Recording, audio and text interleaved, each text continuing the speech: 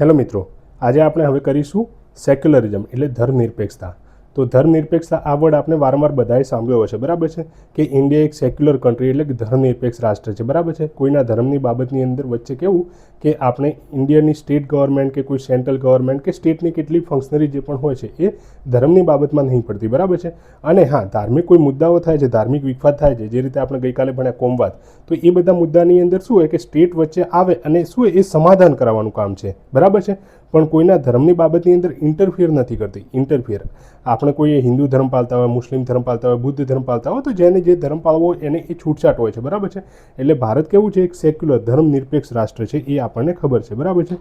હવે એવું છે કે આપણે કંઈ ધર્મનિરપેક્ષ છે એ કે હમણાંથી નથી બન્યા, એ ઓલરેડી આપણું ભારત દેશ છે એ ધર્મનિરપેક્ષ પહેલાંથી જ હતું. જે કોન્સ્ટિટ્યુશન અસ્તિત્વમાં આવ્યું એ વખતે પણ આપણે ધર્મનિરપેક્ષ જ હતા, બરાબર છે. પણ હા, 1973ની અંદર આપણને ખબર છે કે કેશવાનંદ ભારતી કેસની અંદર શું એ બેઝિક સ્ટ્રક્ચર ડોક્ટ્રાઇન આપી, અને પછી એની અંદર કેટલીક બેઝિક સ્ટ્રક્ચરની વાત કરી કે બેઝિક સ્ટ્રક્ચરની અંદર કેટલીક વસ્તુ આવે છે, તો એની અંદર સેક્યુલરિઝમને પણ બેઝિક સ્ટ્રક્ચરની અંદર મૂકવામાં આવ્યું.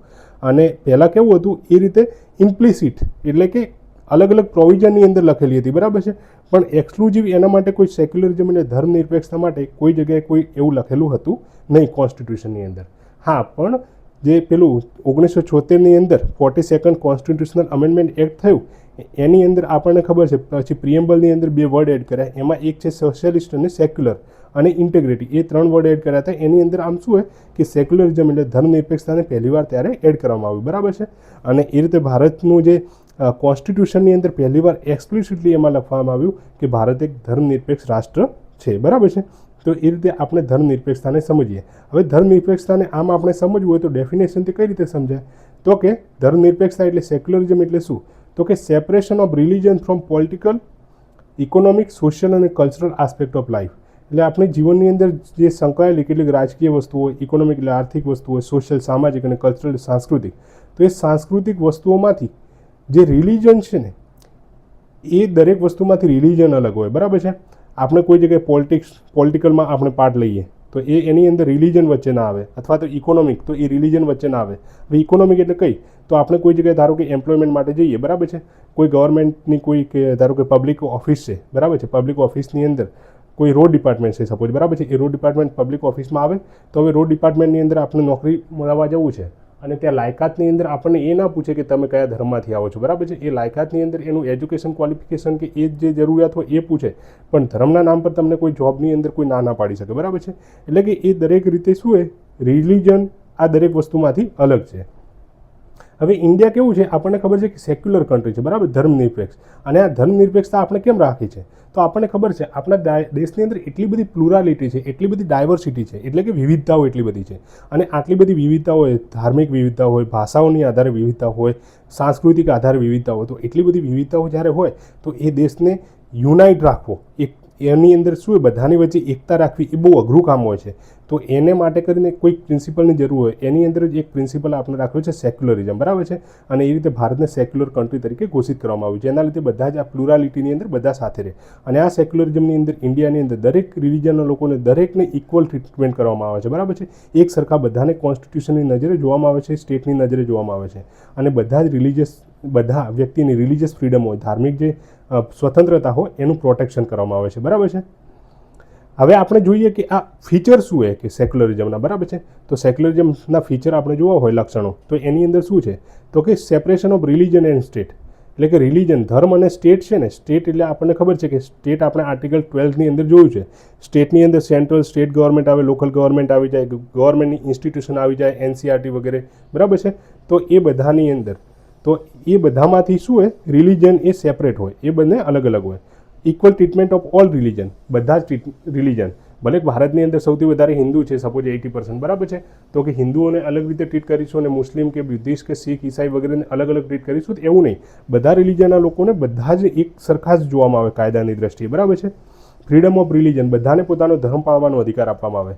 તમારે હિન્દુ છો અને મુસ્લિમ બનવું છે તો પણ તમે બની શકો છો, ખ્રિસ્તી કે ઈસાઈ જે પણ, ખ્રિસ્તી એટલે ઈસાઈ તો એક જ છે જોકે, બરાબર છે. પણ જે પણ ધર્મ પાળવો હોય એ તમે પાળી શકો છો, બરાબર છે. ધર્મને પરિવર્તન કરવું હોય તો પણ કરી શકો છો. એના આધારે કોઈની વચ્ચે ડિસ્ક્રિમિનેશન નહીં થાય, બરાબર છે. કોઈ પણ પ્રકારનો ભેદભાવ ધર્મના આધાર પર નહીં થાય. પ્રોટેક્શન ઓફ માઇનોરિટી રાઇટ, આવી કોઈ પણ લઘુમતી ધર્મના લોકો છે તો એમના અધિકારોનું શું એ અધિકારોનું રક્ષણ કરવામાં આવશે, બરાબર છે. ધારો કે કોઈ લઘુમતી હવે ભારતની અંદર ધારો કે શીખ ધર્મના લોકો બહુ ઓછા છે, તો એવું ના કરી શકાય કે એમના ધર્મના જે અધિકારો હોય છે, ધાર્મિક અધિકારો, તો એ અધિકારો જો મેજોરિટી લઈ લે અથવા સ્ટેટ લઈ લે, બરાબર છે, તો એમના જે પણ અધિકારો હોય એમનું પ્રોટેક્શન કરવામાં આવે. એમના ધર્મનો અધિકાર દરેક પ્રકારનું હોય છે, બરાબર છે, એને સેક્યુલરિઝમ કહેવાય છે. પ્રમોશન ઓફ સેક્યુલર એજ્યુકેશન, પછી ફીચર આપણા ઇન્ડિયન સેક્યુલરિઝમના શું છે, તો આપણે અહીંયા જે સેક્યુલર એજ્યુકેશન પ્રમોટ કરે છે. આપણે કોઈ જગ્યાએ જોયું છે કે સરકારી શાળાઓની અંદર એ ધર્મનું શિક્ષણ આપવામાં આવતું હોય, બરાબર છે, કોઈ ધર્મની ફિલોસોફી ભણાવવામાં આવે, બરાબર છે, પણ એવું નહીં કે એક જ ધર્મની ફિલોસોફી, દરેક ધર્મની ફિલોસોફી. અને એ ફિલોસોફી શા માટે ભણાવવામાં આવતી હોય છે, તો એ આપણને ખબર છે કે આપણા ભારત એટલો વિવિધતાઓ ભરેલો દેશ છે, એટલે એની દરેકની ફિલોસોફી આપણે સમજીએ તો દેશની અંદર સાથેથી સૌમ્ય સૌહાર્દથી રહી શકીએ, બરાબર છે, એકબીજાને સમજી અને સાથે સહિષ્ણુતા રીતથી રહી શકીએ. એના માટે ખાલી સેક્યુલર એજ્યુકેશન પ્રમોટ એટલે ફિલોસોફી ધર્મની પ્રમોટ કરવામાં આવતી હોય છે, બરાબર છે. બાકી આપણું જે એજ્યુકેશન છે મોટાભાગે કેવું છે, સેક્યુલર એજ્યુકેશન છે. અહીંયા એવું નહીં મહાભારતને ખાલી ગીતાનું જ અધ્યયન કરવામાં આવે છે અથવા તો કુરાનનું ખાલી અધ્યયન કરવામાં આવે છે. અહીંયા દરેક વસ્તુનું અધ્યયન કરવામાં આવે છે, બરાબર છે, એટલે સેક્યુલર એજ્યુકેશન પ્રમોટ કરવામાં આવે છે. Public sphere free from religious influence, જે પબ્લિક સ્ફિયર એટલે કે જેટલી પણ ગવર્મેન્ટની ઇન્સ્ટિટ્યુશન છે, બરાબર છે, ગવર્મેન્ટની ઇન્સ્ટિટ્યુશન દરેક જગ્યાએ ધર્મનો કોઈ ઇન્ફ્લુઅન્સ નહીં હોય. ત્યાં તમારે નોકરી જોતી હશે તો કોઈ પણ ધર્મના માણસને નોકરી મળશે, બરાબર છે, એને ધર્મ પૂછીને નોકરી નહીં આપવામાં આવે. પછી ભારતની અંદર પ્લુરાલિઝમ અને ટોલરન્સ જોવા મળે. ટોલરન્સ એટલે આપણે અહીંયા સહિષ્ણુતા જોવા મળે. તો આ બધા આપણા શું કે ઇન્ડિયાની અંદર સેક્યુલરિઝમના ફીચર છે, બરાબર છે, આ બધા આપણે ફીચર જોયેલા. હવે આ ધર્મનિરપેક્ષતા એટલે સેક્યુલરિઝમ પ્રમોટ કરવા માટે આપણા ઇન્ડિયાની અંદર કેટલાક કોન્સ્ટિટ્યુશનલ પ્રોવિઝન આપેલા છે. આપણે કઈ રીતે કહી શકીએ કે આપણો જે એક ધર્મનિરપેક્ષ, બરાબર છે, કેવું ધર્મનિરપેક્ષ એટલે સેક્યુલર રાષ્ટ્ર છે, ભારત એક સેક્યુલર રાષ્ટ્ર છે, એવું કઈ રીતે કહી શકીએ, તો આપણા કોન્સ્ટિટ્યુશનની અંદર જ પ્રોવિઝન છે. હવે અહીંયા તમે જુઓ ને તો મેં 25 થી 28 આર્ટિકલ પહેલાં લખ્યા છે અને પછી 15, 16, 17, આમ તો સિક્વન્સની અંદર નંબર તો 15, 16નો પહેલાં આવવો જોઈએ ને, પણ સ્પેશિયલી આમ સેક્યુલરિઝમ માટે ધર્મનિરપેક્ષતા માટે કરીને આર્ટિકલ 25 થી 28 સૌથી વધારે ઇમ્પોર્ટન્ટ છે, બરાબર છે, એટલે એ પહેલાં મૂક્યા છે અને પછી 15, 16ની વાત કરી છે. તો હવે સૌથી પહેલો આર્ટિકલ 25 શું કહે છે, તો ફ્રીડમ ઓફ કન્સાયન્સ એટલે તમારા અંતરાત્માનો તમારે સાંભળવાનો અધિકાર છે, બરાબર છે. તમારું જે અંદરનું અંતરાત્મા એટલે તમે જે પણ ધર્મ પાળતા હોય, બરાબર છે, તો એ ધર્મ પ્રત્યેની તમારી એ છૂટછાટ છે. તમને freely profess, practice and propagate religion, તમે ફ્રીલી તમારો જે પણ ધર્મ હોય એને પ્રોફેસ કરી શકો, બરાબર છે, પબ્લિકલી કહી શકો કે હું આ ધર્મમાંથી આવું છું, હું હિન્દુ છું, હું મુસ્લિમ છું, હું ખ્રિસ્તી છું, બરાબર છે. એ ધર્મની તમે પ્રેક્ટિસ જે પણ કરી શકો છો, તમે મંદિર જઈ શકો છો, ગુરુદ્વારા જઈ શકો છો, બરાબર છે, તમે મોસ્કની અંદર જઈ શકો છો. એન્ડ પ્રોપેગેટ રિલિજન અથવા તમારા ધર્મને તમે ફેલાવી પણ શકો છો. હા, જબરદસ્તી ના ફેલાવી શકાય, બાકી તમારા ધર્મને તમે ફેલાવી પણ શકો છો. એટલા માટે કેટલો ખ્રિસ્તી ધર્મ ફેલાય છે અથવા મુસ્લિમ ધર્મ ફેલાય છે તો એ ધર્મ, પણ હા, કોઈના પર જબરદસ્તી ધર્મ ફેલાવી ના શકાય, બરાબર છે, બાકી પોતાના ધર્મને ફેલાવવાનો પણ અધિકાર છે. પછી આર્ટિકલ 26 છે, એ તો 26ની અંદર રિલિજિયસ ડિનોમિનેશન એટલે ધાર્મિક સંસ્થાઓ હોય, ખબર છે આપણને બહુ બધી ધાર્મિક સંસ્થાઓ છે, તો એ પોતે એસ્ટાબ્લિશ કરી શકે ને મેન્ટેન કરી શકે પોતાની ઇન્સ્ટિટ્યુશન રિલિજિયસ અને ચેરિટેબલ પર્પઝ માટે, પોતાના ધાર્મિક અને ચેરિટેબલ પર્પઝ, ચેરિટી કરવા માટે, દાન દક્ષિણા આપતા હોય ને તો એના માટે કરીને પોતે રિલિજિયસ સંસ્થાઓ બનાવી શકે છે, બરાબર છે. રિલિજિયસ સંસ્થાઓ ધારો કે એક BAPS સ્વામિનારાયણની સંસ્થા છે અથવા તો કોઈ મુસ્લિમ ધર્મની અંદર એ રીતે હશે, બરાબર, ખ્રિસ્તીની અંદર હશે કે અલગ અલગ જગ્યાએ અલગ અલગ સંસ્થાઓ હોય છે અને એ શું હોય ધર્મને ફેલાવવાનું પણ કામ કરતી હોય છે, એ ચેરિટીનું કામ પણ કરતી હોય છે, બરાબર છે, દાન દક્ષિણા, પછી બચ્ચાઓને ભણાવતી હોય છે અથવા તો ભંડારા ચલાવતી હોય છે, લંગર ચલાવતી હોય છે, તો અલગ અલગ આવા કામ હોય છે, બરાબર છે. એટલે એ બધા પોતાની જે સંસ્થાઓ છે એ એસ્ટાબ્લિશ કરી શકે, સ્કૂલો પણ ચલાવી શકે છે, બરાબર છે. આર્ટિકલ 27 એની અંદર નો ટેક્સ ફોર પર્ટિક્યુલર રિલિજન. હવે કોઈ એક પર્ટિક્યુલર આવું સ્ટેટ કે કોઈ એક પર્ટિક્યુલર રિલિજન છે એનો સ્પ્રેડ કરવો છે ને એના માટે કરીને ટેક્સ લગાડો, તો એવું ભારતની અંદર ટેક્સ ના લાગી શકે. ધારો કે હમણાં રામ મંદિર ધારો કે બનાવ્યું છે તો સરકાર રામ મંદિર બનાવવા માટે કરીને દેશના લોકો પર ટેક્સ ના લગાવી શકે, બરાબર છે. એક પર્ટિક્યુલર રિલિજનના કોઈ મંદિર બનાવવા માટે કરીને ટેક્સ ના લગાવી શકાય, બરાબર છે. હા, કોઈ એ સરકાર ત્યાં ફી લગાડી શકે છે, જે આવનારા ત્યાં લોકો આવતા હોય છે એમના પર ફીસ લગાડી શકે છે. ફી શા માટે હોય છે તો કે ત્યાં લોકલ મેન્ટેન માટે કરીને, બરાબર છે, પણ ટેક્સ લોકોના ઉપર લગાડી ના શકે. આર્ટિકલ 28 પછી 28ની અંદર શું કહે છે કે no religious instructions in state funded educational institution એટલે સ્ટેટના ફંડથી જે પણ એજ્યુકેશનલ ઇન્સ્ટિટ્યુશન એટલે શૈક્ષણિક સંસ્થાઓ ચાલતી હોય ને તો એની અંદર રિલિજિયસ ઇન્સ્ટ્રક્શન ના આપવામાં આવે, ધાર્મિક ઇન્સ્ટ્રક્શન ના આપવામાં આવે, બરાબર છે. કોઈ ધર્મની પર્ટિક્યુલર પ્રાર્થના કરવામાં આવે અથવા કોઈ ધર્મના નામ પર કોઈક બીજા પ્રોગ્રામ કરવામાં આવતા હોય, બરાબર છે, તો એ જ્યાં સરકાર કોઈ ફંડ આપે છે એવી એજ્યુકેશનલ ઇન્સ્ટિટ્યુશનની અંદર ના થઈ શકે. તો આ 25 થી 28 એક્સક્લુઝિવ શું હોય એ ધર્મનિરપેક્ષતા માટેના છે, બરાબર છે. આગળ હવે આપણે જોઈએ આર્ટિકલ 15. તો આર્ટિકલ 15 બધાને ખ્યાલ હશે કે એ ફંડામેન્ટલ રાઇટ એટલે એ પણ મૂળભૂત અધિકાર છે. એની અંદર શું કહે છે, ડિસ્ક્રિમિનેશન કોઈ જે ડિસ્ક્રિમિનેશન એટલે ભેદભાવ કોઈ પણ પ્રકારનો નહીં કરવાનો એવું કહે છે, બરાબર છે. શાના આધારે? તો કે રિલિજનના આધારે એટલે ધર્મના આધાર પર, રેસ, કાસ્ટ વગેરે. તો એની અંદર ધર્મ તો આવી ગયો એટલે ધર્મના નામ પર તમે કોઈ પણ વ્યક્તિ સાથે ભેદભાવ ના કરી શકો, બરાબર છે. અને પ્રોમોટ ઇક્વલ ટ્રીટમેન્ટ, બધા જ સિટીઝન, બધા નાગરિક છે જે પણ ધર્મના હોય બધા પર ઇક્વલ ટ્રીટમેન્ટ બધાને આપવાની, તો એવું કહે છે, બરાબર છે. કોઈની સાથે ભેદભાવ નહીં કરવાનો. પછી આર્ટિકલ 16ની અંદર શું કહે છે, તો equality of opportunity in public employment. એટલે કોઈ પણ જે ગવર્મેન્ટની જોબ આવે, બરાબર છે, ધારો કે જીપીએસસી, યુપીએસસી, તો એની અંદર ધર્મ ભાળીને તમારે શું હોય કે ધર્મ જોઈને કોઈને નોકરી ના આપવામાં આવે. બધા જ, એમાં મુસ્લિમ પણ આવી શકે, એમાં ખ્રિસ્તી પણ આવી શકે, એમાં શીખ પણ આવી શકે, બુદ્ધિસ્ટ આવી શકે, જૈન આવી શકે, બધાને નોકરીની અંદર અધિકાર છે, બરાબર છે. એટલે દરેકને ઇક્વલ ઓપોર્ચ્યુનિટી આપવામાં આવે. હા, એની અંદર તમારા ક્રાઇટેરિયા હોઈ શકે, એજ્યુકેશનલ ક્વોલિફિકેશન વગેરે, તો એના આધારે ભેદભાવ થઈ શકે. એજ્યુકેશનલ ક્વોલિફિકેશન તમારું પૂરું ના થતું હોય તો ગવર્મેન્ટ તમને નોકરીમાંથી એ નોકરી ના આપે, બરાબર છે. એ વસ્તુ થઈ શકે. અથવા તો એક્ઝામ પાસ કરવાની હોય, પાસ ના થયા હોય, ઇન્ટરવ્યૂ પાસ કરવાનું હોય, ઇન્ટરવ્યૂ પાસ ના થયા હોય, તો એ ક્વોલિફિકેશન હોઈ શકે, બરાબર છે. પણ ધર્મના નામ પર તમને સ્ટેટ જે એની ઓપોર્ચ્યુનિટી તમારી છીનવી ના શકે. પછી આર્ટિકલ 29 છે. તો એની અંદર શું કહે છે, minority to conserve their distinct identity, language, spirit or script or culture. એટલે માઇનોરિટી લોકો હોય જે લઘુમતી લોકો, તો એમને પોતાની ભાષા કે એમની પોતાની સ્ક્રિપ્ટ હોય, સ્ક્રિપ્ટ એટલે આપણે બોલી વગેરે, ખબર છે ને, કલ્ચર અથવા આપણું સંસ્કૃતિ બચાવવાનો પૂરેપૂરો અધિકાર છે. ધારો કે કોઈ બેંગાલી વ્યક્તિ છે, બંગાળી વ્યક્તિ, બરાબર છે, એ આસામની અંદર જઈને, હવે ધારો કે આસામની અંદર આપણને ખબર છે ત્યાં મોટાભાગે ટ્રાઇબલ મેજોરિટી છે, અથવા તો ત્યાં આસામી લોકો વધારે મેજોરિટીમાં છે. હવે ત્યાં બંગાળી લોકો માઇનોરિટીમાં એટલે લઘુમતીમાં આવી ગયા, તો પણ એ બંગાળી લોકો ત્યાં જઈને પોતાની બંગાળી ભાષા છે એ એમને બચાવવાનો પૂરેપૂરો અધિકાર છે. એમનું બંગાળી કલ્ચર, સંસ્કૃતિ બચાવવાનો પૂરેપૂરો અધિકાર છે. આપણા ગુજરાતની અંદર જ કોઈ હવે બીજા રાજ્યમાંથી કોઈ આવીને બસે અહીંયા, તો એ લોકોને એમની ભાષા બચાવવાનો પૂરેપૂરો અધિકાર છે, બરાબર છે. તો એ રીતે આર્ટિકલ 29 આપણને એ અધિકાર આપે છે પોતાનું કલ્ચરને બચાવવા માટેનો, બરાબર છે. પછી આર્ટિકલ 44 એની અંદર ઇમ્પ્લિમેન્ટેશનની વાત કરીશું. યુનિફોર્મ સિવિલ કોડ એટલે આપણને ખબર છે સમાન સંહિતાવાળો કાયદો, બરાબર છે. દરેક નાગરિકે કાયદાની સમક્ષ સમાન છે એવો કાયદો બનાવવાનો છે, બરાબર છે. એ ઇમ્પ્લિમેન્ટ કરવાનું છે, ધીમે ધીમે એના માટે પ્રોસેસ ચાલે છે. પણ આર્ટિકલ 44 એની યુસીસીની વાત કરે છે, તો એ અત્યારે લાગુ નથી થયો, પણ એ એક ધર્મનિરપેક્ષતાની વાત કરે છે, બરાબર છે. પછી આર્ટિકલ 51A આપણને ખબર છે ફંડામેન્ટલ રાઇટ છે, તો એ ફંડામેન્ટલ ડ્યુટી છે, બરાબર, આપણી મૂળભૂત ફરજો. તો એ આર્ટિકલ 51A શું કહે છે, તો હાર્મની પ્રમોટ કરે છે, સ્પિરિટ ઓફ કોમન બ્રધરહુડ. એટલે બધા જ ભારતીયો છે ને બધા ભાઈ બહેન છે, બરાબર છે. બધા ભારતીયો કહેવાય છે ભાઈ બહેન, એટલે એકતાનું સૂત્ર વધારે મજબૂત કરે છે, બરાબર છે. અને હાર્મની વધારે પ્રમોટ કરે છે એમની અંદર, તો એ પણ સેક્યુલરિઝમનો પ્રમોટ કરે છે. પછી નેશનલ ઇન્ટિગ્રેશન કાઉન્સિલ છે, 1962માં બનેલી, બરાબર છે. તો એ ઇન્ટિગ્રેશન કાઉન્સિલ એટલે દેશના એક સૂત્રની અંદર બાંધવા માટે છે મેઇનલી. અને જે કમ્યુનલિઝમ એટલે ગઈકાલે આપણે જોયું કોમવાદ જેવા જે વસ્તુઓ થતી હોય, તો કોમવાદને નાથવા માટે આ બધી નેશનલ ઇન્ટિગ્રેશન કાઉન્સિલ બનેલી છે. તો એ પણ એક સેક્યુલરિઝમ પ્રમોટ કરે છે. પછી 42 કોન્સ્ટિટ્યુશન અમેન્ડમેન્ટ એક્ટ થયું 1976ની અંદર, એમાં આપણને ખબર છે પ્રિએમ્બલ છે આપણું, એની અંદર સેક્યુલર વર્ડ એડ કર્યો, બરાબર છે.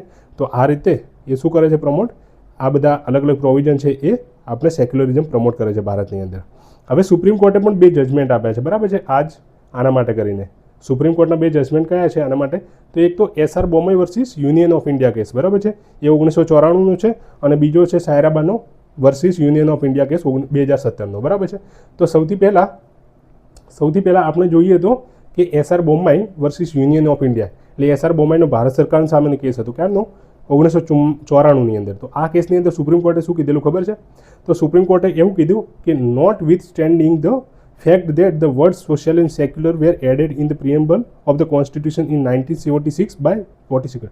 એટલે એમણે કીધું કે જે આ સોશિયાલિસ્ટ અને સેક્યુલર 2 વર્ડ યુઝ કર્યા છે ને, સેક્યુલર ધર્મનિરપેક્ષતાવાળો, સોશિયાલિસ્ટ સમાજિકવાળો, તો એ 1976ની અંદર ભલે તમે કોન્સ્ટિટ્યુશનમાં એડ કર્યા હોય, પણ એ એવું નથી કે એ વખતે એના પહેલાં આપણા કોન્સ્ટિટ્યુશનની અંદર સોશિયાલિસ્ટ અને સેક્યુલરિઝમ આપણે નહોતું, એ ઇમ્પ્લિસિટ તો હતું. પણ આ શું હોય, તમે 42મું કોન્સ્ટિટ્યુશન અમેન્ડમેન્ટ કર્યું ને એની અંદર તમે પ્રિએમ્બલની અંદર ઓફિશિયલી આ વર્ડનો ઉમેરો કર્યો, બરાબર છે. એટલે ઇટ વોઝ મેડ એક્સપ્લિસિટ, એ વખતે એક્સપ્લિસિટ બનાવી દીધું કે તમે બહાર આમ જોઈ શકાય કે પર્ટિક્યુલર એના માટે અલગથી પ્રોવિઝન આવી ગયા છે, બરાબર છે. એટલે ધર્મનિરપેક્ષતાને વધારે આપણે શું ઓપન કરી, બાકી ભારત એક ધર્મનિરપેક્ષ તરીકે તો હતું જ, પણ વધારે ઓપન કર્યું, બરાબર છે, વધારે એને વોઇસ આપ્યો.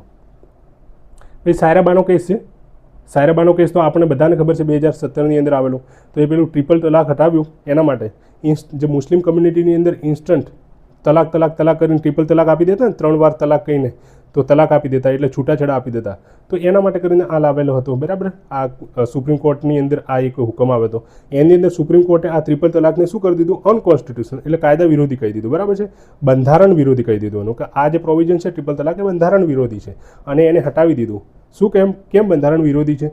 તો કે એ ફંડામેન્ટલ રાઇટ એટલે આપણા મૂળભૂત અધિકારો છે વ્યક્તિના, એને હનન કરે છે. અને જેન્ડર ઇક્વાલિટી, કે પુરુષ અને સ્ત્રી સમાન છે, જેન્ડર ઇક્વાલિટી આપણે જે બંધારણ છે એ પ્રમોટ કરે છે, એના અગેન્સ્ટમાં જાય છે આ, બરાબર છે. તો એના માટે કરીને એને હટાવી દીધું. હવે થાય ને જેન્ડર ઇક્વાલિટીની વાત, કારણ કે પુરુષ કઈ રીતે ખાલી મહિલાને આપી શકે? મહિલાની પાસે પણ અધિકાર હોવા જોઈએ ને છૂટાછેડા આપવાનો, પણ ના, કે અહીંયા શું એ ખાલી પુરુષ પાસે જ અધિકાર હતા. તો એ જેન્ડર ઇક્વાલિટી અને ફંડામેન્ટલ રાઇટને વાયોલેટ કરતું હતું, એના માટે કરીને એને અનકોન્સ્ટિટ્યુશનલ ઠરાવી દીધું. અને આને શું પ્રમોટ કર્યું? તો જે આપણું સેક્યુલર પ્રિન્સિપલ છે, ધર્મનિરપેક્ષ પ્રિન્સિપલ છે, એને વધારે પ્રમોટ કર્યું, બરાબર છે. અને કોન્સ્ટિટ્યુશનલ રાઇટ છે એને બચાવ્યા, પછી ઇક્વાલિટી પ્રમોટ કરીને જસ્ટિસ પ્રમોટ કર્યું, બરાબર છે. તો આ સુપ્રીમ કોર્ટના 2 જજમેન્ટ છે. કયા? SR Bombay versus union of India અને સાયરાબાનો વર્સિસ યુનિયન ઓફ ઇન્ડિયા. આ બંને કેસ એક સેક્યુલરિઝમ એટલે દેશની અંદર શું કરે છે? ધર્મનિરપેક્ષતાને પ્રમોટ કરે છે. હવે આપણા આ સેક્યુલરિઝમ એટલે ધર્મનિરપેક્ષતા છે, એના સામે કેટલાક ચેલેન્જીસ રહેલા છે, બરાબર છે. આપણે પહેલાં પણ દરેક વસ્તુ જોઈ છે કે જ્યાં આ ભારતની અંદર એવું નથી કે બધું સારું છે. ચેલેન્જીસ તો દુનિયાની અંદર દરેક જગ્યાએ ચેલેન્જીસ તો હોય છે, બરાબર છે. તો આપણે પણ આ સેક્યુલરિઝમની સામે કેટલાક ચેલેન્જ છે. વેસ્ટનું સેક્યુલરિઝમ હશે તો એમના અલગ ચેલેન્જ હશે, બરાબર છે, અલગ પડકાર હશે. આપણે સેક્યુલરિઝમ છે તો આપણા સેક્યુલરિઝમમાં કેટલાક અલગ પડકાર છે. કયા પડકાર છે? તો કે રિલિજિયસ એક્સ્ટ્રીમિઝમ, એટલે આપણા દેશની અંદર કેવું અત્યારે એક્સ્ટ્રીમિઝમ વધી રહ્યું છે, એટલે એક પ્રકારની કટ્ટરતા એવું કહેવાય છે, કટ્ટરતા વધી રહી છે, આપણને ખબર છે. અને ધર્મના નામ પર કેટલા બધા લડાઈઓ થતી જાય છે. હમણાં મુર્શિદાબાદ વાયલન્સ થયું, બરાબર છે. શા માટે થયું? ધર્મના નામ પર થયું, બરાબર છે. તો એના લીધે જે સેક્યુલર પ્રિન્સિપલ છે ને આપણો, એ સેક્યુલર પ્રિન્સિપલ ધર્મનિરપેક્ષતા, તો એને શું એને થોડું સેટબેક મળે છે, બરાબર છે. એ થ્રેટન થાય છે. પછી પોલિટિકલ એક્સપ્લોઇટેશન ઓફ રિલિજન છે ને આપણો ધર્મનું પોલિટિકલ ગેઇન માટે કરીને આ લોકો મિસયુઝ કરે છે, બરાબર છે. જેને વોટ બેંક પોલિટિક્સ આપણને ખબર છે. પોલિટિક્સ આ રિલિજનના નામ પર પોલિટિક્સ ખેલતા હોય છે લોકો, અને રિલિજન કરી અને પોતે ઇલેક્ટોરલ ગેઇન એટલે જે ઇલેક્શનની અંદર ફાયદો લેવા માગતા હોય છે, બરાબર છે. અને એના લીધે શું હોય, ઘણીવાર એવું બોલી જાય જેના લીધે કોમવાદ પ્રસરી જતો હોય છે, કમ્યુનલિઝમ. તો આ પણ એક પ્રોબ્લેમ છે. પછી રેઝિસ્ટન્સ ફ્રોમ રિલિજિયસ કમ્યુનિટી, ઘણા બધા ધાર્મિક લોકો શું વિરોધ કરે છે. ધારો કે UCC એટલે યુનિફોર્મ સિવિલ કોડ આપણે ઇમ્પ્લિમેન્ટ કરવું છે, પણ કેવા ઘણા બધા ધર્મના લોકો શું એનો વિરોધ કરી રહ્યા છે. એમને એવું લાગે છે કે એમના ધર્મના વિરોધમાં છે, પણ ભારત એક કેવું છે, બંધારણથી ચાલતું રાષ્ટ્ર છે, લોકતાંત્રિક છે. તો એની અંદર દરેક ધર્મના લોકોને ઇક્વલ રાઇટ હોવા જોઈએ, કોઈને વધારે નહીં, કોઈને ઓછા નહીં. એટલે UCC ઇમ્પ્લિમેન્ટ કરવું જોઈએ, પણ એને શું વિરોધ થાય છે. પછી લીગલ અને કોન્સ્ટિટ્યુશનલ કોન્ફ્લિક્ટ થયા કરે છે. આર્ટિકલ 25 અને આર્ટિકલ 26ની વચ્ચે સબરીમાલા કેસ છે, એની અંદર ઇન્ડિવિજ્યુઅલ રાઇટ અને કમ્યુનિટી રાઇટ કહે છે કે કમ્યુનિટી ફેવરમાં હતી કે સબરીમાલાની અંદર શું મહિલાઓને જવા ન દેવી જોઈએ, જ્યારે ઇન્ડિવિજ્યુઅલની અંદર એવું કહે છે આર્ટિકલ 25 ઇન્ડિવિજ્યુઅલ માટે છે, તો એ કહે છે કે કોઈક મહિલાઓ છે ઇન્ડિવિજ્યુઅલના રાઇટ પણ એને પ્રોટેક્ટ થવા જોઈએ. એટલે આ લીગલ અને કોન્સ્ટિટ્યુશન જે છે વસ્તુ, એના વચ્ચે કોન્ફ્લિક્ટ થયા કરે છે, બરાબર છે. પછી કલ્ચરલ અને હિસ્ટોરિકલ કન્ટેક્સ કેટલો, તો કે ઘણા બધા એવું માને કે સેક્યુલરિઝમ છે ને, આ સેક્યુલરિઝમ એટેક કરે છે પોતાનું કલ્ચરલ હેરિટેજ, જે સાંસ્કૃતિક આપણું જે વારસો છે અને આપણી સાંસ્કૃતિક ઓળખાણ છે. ભારતની ઓળખાણ કઈ રીતની છે? તો કે આપણી સંસ્કૃતિ પ્રાચીન સંસ્કૃતિ છે, બરાબર છે. તો એ સંસ્કૃતિ, પ્રાચીન સંસ્કૃતિ, પછી એના પર મુસ્લિમ આક્રમણ થયું પાછળથી, બરાબર છે. તો એ મુસ્લિમ આક્રમણે આપણું જે સાંસ્કૃતિક વિરાસતને એના પર એટેક કર્યો, અને એના પછી આપણે કોન્સ્ટિટ્યુશનની અંદર આ સેક્યુલરિઝમ લાવ્યા, પણ જે આપણી સાંસ્કૃતિક વિરાસત હતી એને પર હજુ પણ એટેક કરે છે. એટલે એનો સોસાયટીની અંદર શું વિરોધ થાય છે આ વસ્તુનો. ઘણીવાર સેક્યુલર કરી અને આપણે લોકો વિરોધ કરતા હોય છે. પછી ડિસ્ક્રિમિનેશન અને માર્જિનલાઇઝેશન અત્યારે થાય છે, એ પણ એક પ્રોબ્લેમ છે. Secular versus freedom of religion અને સેક્યુલર બંને આમને સામને આવી જાય છે. ધારો કે વિયરિંગ ઓફ રિલિજિયસ સિમ્બોલ એટલે આપણને ખબર છે હિજાબ જે કર્ણાટકની અંદર કેસ થયો હતો, તો એક રિલિજિયસ સિમ્બોલ થઈ ગયો, બરાબર છે. તો પબ્લિક સ્પેસની અંદર આવું હિજાબ પહેરવા કે નહીં, અથવા રિલિજિયસ પ્રેક્ટિસ કોઈ કરવી કે નહીં, દેટ કોન્ટ્રાડિક્ટ સેક્યુલર વેલ્યુઝ, જે આપણા સેક્યુલર વેલ્યુઝ જે છે એના અગેન્સ્ટમાં હોય છે, બરાબર છે. એવી કોઈ પ્રેક્ટિસ કરતી હોય છે, એટલે ફ્રીડમ ઓફ રિલિજનને મહત્વ આપવું કે પછી સેક્યુલરિઝમને મહત્વ આપવું, બરાબર છે. તો એ બંને આનાતાની થતી હોય છે, એટલે એ લડાઈ પણ છે, એ ચેલેન્જ છે. પછી સેક્યુલર એજ્યુકેશન, તો સેક્યુલર એજ્યુકેશન ઇઝીલી શું લોકો માનતા નથી, ઇમ્પ્લિમેન્ટ કરવું એટલું અઘરું છે, બહુ અઘરું છે, બરાબર છે. કે સેક્યુલર એજ્યુકેશન કેમ પ્રમોટ કરવામાં આવે છે, તો એ બહુ લોકો વિરોધ કરતા હોય છે એનો વધારે. તો આવા ચેલેન્જીસ આપણને કોન્સ્ટિટ્યુશનની અંદર આપણા ઇન્ડિયાની અંદર જોવા મળતા હોય છે, બરાબર, સેક્યુલરિઝમની સામે. તો હવે ચેલેન્જીસને નાથવા તો પડશે ને, તો આપણે એના માટે શું કરવું પડે? તો કે આ ચેલેન્જીસને બધાને સોલ્વ કરવા માટે આપણે મલ્ટીફેસેટેડ એપ્રોચ અપનાવવો પડે. મલ્ટીફેસેટેડ એપ્રોચ એટલે બહુ બધી સંસ્થાઓને અને બહુ બધા પ્રકારના આપણે અલગ અલગ એપ્રોચીસ રાખવા પડે એનાથી સોલ્યુશન કરવા માટે. જે રીતે એક તો પ્રોમોટિંગ ઇન્ટરફેથ ડાયલોગ, અલગ અલગ ધર્મના લોકોની વચ્ચે ડાયલોગ કરો, સંવાદ કરાવો. દિલ્હીની અંદર તમે જોયું હશે કે હમણાં 1-2 વર્ષ પહેલાં જ અલગ અલગ ધર્મના લોકો આ સાથે મળી અને એ બધા ડાયલોગ કરતા હતા, બરાબર છે. અલગ અલગ ધર્મની પ્રેક્ટિસ શું હોય એકબીજાને સમજાવતા હતા અને સાથે સાથે વાતચીત થાય, ચર્ચા થાય, ડિબેટ થાય, ડિસ્કશન થાય. એનાથી શું વધારે ઘણા બધા જે પ્રોબ્લેમ હોય ને અલગ અલગ ધર્મના મતાંતર હોય તો એની અંદર પણ એ સોલ્યુશન આવી શકે, બરાબર છે. ભાઈ એન્સ્યોરિંગ લીગલ કન્સિસ્ટન્સી, કાયદો છે હંમેશા કન્સિસ્ટન્ટ રહેવો જોઈએ, બરાબર છે. અને એની અંદર શું હોય કે કોઈના ધર્મને નીચું ઊંચું નહીં બતાવવાનું, કાયદાની સમક્ષ બધા સમાન રહેવા જોઈએ. પ્રોટેક્ટિંગ માઇનોરિટી રાઇટ્સ, જે લઘુમતી લોકો છે એમના ધર્મને પણ રક્ષણ કરવું પડે, બરાબર છે. અને ઇન્ક્લુઝિવ ડેવલપમેન્ટ કેવું કરવું જોઈએ? ઇન્ક્લુઝિવ ડેવલપમેન્ટ એટલે બધાને અંદર સમાવેશ કરવા જોઈએ. કોઈ પણ પોલિસી બને છે તો એ બધા ધર્મના લોકોને ઇક્વલી ઇમ્પોર્ટન્ટ એ બેનિફિટ કરે એવી હોવી જોઈએ, બરાબર છે. તો આવા પ્રકારના મલ્ટીફેસેટેડ એપ્રોચ આપણે રાખીએ તો એનાથી શું હોય, આપણું સેક્યુલર પ્રિન્સિપલ છે ને જે ધર્મનિરપેક્ષતાનું પ્રિન્સિપલ, એ પ્રિન્સિપલ પ્રોટેક્ટેડ રહે અને એ મેન્ટેન કરે શું તો સોશિયલ હાર્મની એટલે સોસાયટીમાં જે સમાજની અંદર એક સૌહાર્દનો ભાવના રહે, બરાબર છે. અને ensuring equal treatment of all citizen in a diverse and pluralistic society like India, જે ભારત જેવું એક જે ડાયવર્સ કન્ટ્રી છે, બરાબર છે, એકદમ વિવિધતાવાળો કન્ટ્રી છે, બરાબર છે. તો એની અંદર બધા સિટીઝન, બધા જ નાગરિકો સમાન રહી શકે અને શાંતિથી રહી શકે, બરાબર છે. તો એના માટે કરીને આ પ્રોટેક્ટ કરવું જરૂરી છે, બરાબર છે. એના માટે આપણે જોઈ લીધા કે મલ્ટીફેસેટેડ એપ્રોચ અપનાવવો જોઈએ આપણે. ઓકે, તો આ રીતે ધર્મનિરપેક્ષતા જોઈએ. હવે આગળ આની અંદર પણ કેટલાક ઇમ્પોર્ટન્ટ છે કે એક તો ઇન્ડિયન સેક્યુલરિઝમ અને વેસ્ટર્ન સેક્યુલરિઝમ, આ બંનેની વચ્ચે કેટલોક ડિફરન્સ છે. તો એ ડિફરન્સવાળો એક ઇમ્પોર્ટન્ટ છે, બરાબર છે. એટલે આપણે નેક્સ્ટ એક લેક્ચરની અંદર અલગથી એ ડિફરન્સ સમજાવી દઈશું. અને બીજું અત્યારના સમયની અંદર આપણને ખબર છે કે યુસીસી એટલે યુનિફોર્મ સિવિલ કોડ છે, એના પર ઘણી બધી વાત ચાલે છે અને ભવિષ્યની અંદર એને ઇમ્પ્લિમેન્ટ પણ કરી શકે. તો એના શા માટે લાવવું જોઈએ યુસીસી, એના સામે ચેલેન્જીસ શું છે અને ભવિષ્યની અંદર શું કરી શકાય, બરાબર છે. હજુ તો એ પણ આપણે એક ટોપિક છે એ જોઈ લઈશું, બરાબર છે. આ 2 ટોપિક પછી આપણો આ જે 3rd ટોપિક પૂરો થશે અને એના પછી આપણો આગળનો ટોપિક ચાલશે ગ્લોબલાઇઝેશનવાળો, ઠીક છે. તો લેક્ચર જોતા રહો અને લાઇક સબસ્ક્રાઈબ કરતા રહો. Thank you.